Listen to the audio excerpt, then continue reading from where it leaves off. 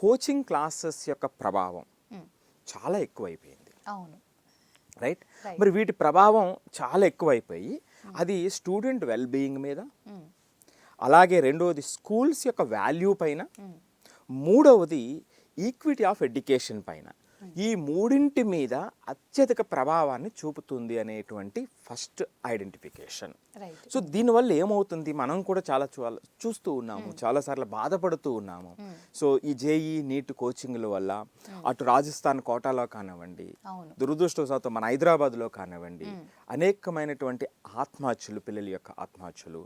So కొంతమంది, నేను చెబుతూ ఉంటాను, ప్రతి వారం నేను చూస్తూ ఉంటాను, స్టూడెంట్స్ వెల్ బీయింగ్ అనేటువంటివి చాలా ఇబ్బంది అవుతున్నటువంటి సందర్భం, వాళ్ళు మెంటల్గా స్ట్రెస్ అవుతున్నటువంటి సందర్భం, సెల్ఫ్ డిమోటివేట్ అవుతున్నారు, వాళ్ళు ఆ మెంటల్గా స్ట్రెస్ అయినటువంటి వాళ్ళు కోలుకోవటానికి ఎంతో టైం పడుతున్నటువంటి సందర్భం.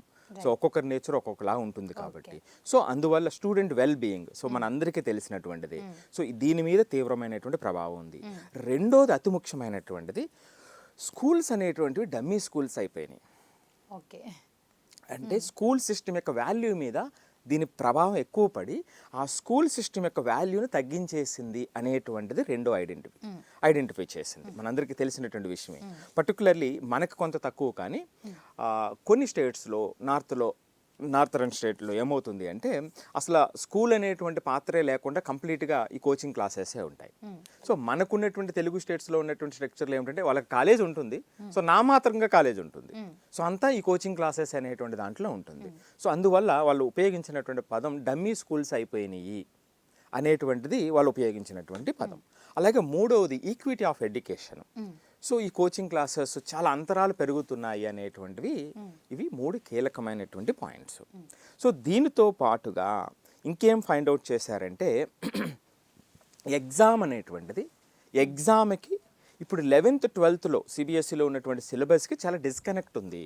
ఏ ఎగ్జామ్కి, బోర్డ్ ఎగ్జామ్కి సేమ్ దాని మీదే ఉంటుంది, కాంపిటేటివ్ ఎగ్జామ్కి. సో అందువల్లే కదా వీరి పిల్లలు కాంపిటేటివ్ ఎగ్జామ్ కోసం కోచింగ్ క్లాసెస్ కోసం ఎక్కువ వెళ్తున్నారు. సో కాబట్టి ఈ కాంపిటేటివ్ ఎగ్జామ్కు సంబంధించినటువంటి సిలబస్, దాని అంటే లెవెల్, సిలబస్ ఏమైనా లెవెల్, సో దీనికి డిస్కనెక్ట్ ఉంది, అదొక ఫైండింగ్. అలాగే మరి స్కూల్స్లోనే ఆ రకమైనటువంటి తర్ఫీదు ఎందుకు ఇవ్వలేకపోతున్నాము?